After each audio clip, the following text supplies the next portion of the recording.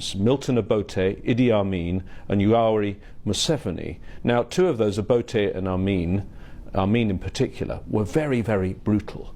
Would you accept that when Museveni came to power first, he rescued your country? Well, that has been said. We've always been hearing that while growing up until we grew up old enough to see with our own eyes. And I would say without fear of contradiction that Museveni's rule is much more brutal than the rules that have been there before. Only that President Museveni has been extremely smart, and we must give it to him. You know, the world sees President Museveni, and indeed many people describe him as a benevolent dictator or a dictator in a suit. To the Western world, President Museveni has always cast this image of a democrat, but back home he has stepped on all rights and all freedoms, and he has ruled Uganda with an iron fist. What do you say to international investors and to governments, to diplomats who say, better the devil you know?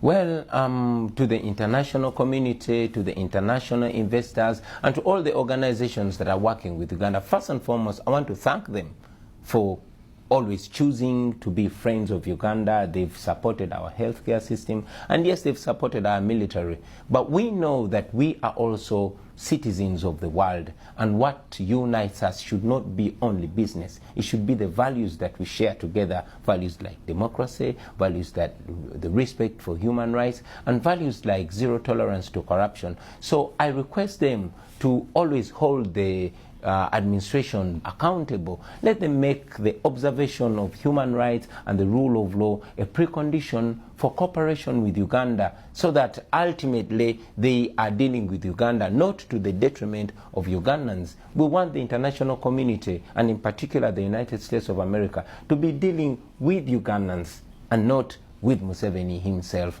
Otherwise, the United States supports so much of our military operations, especially in the fight against terror. But you see that the corruption that is ongoing in Uganda, and indeed the corruption of President Museveni himself, has caused that aid to again be used to repress the people. I've always noted that the gun that was used to extrajudicially execute my driver was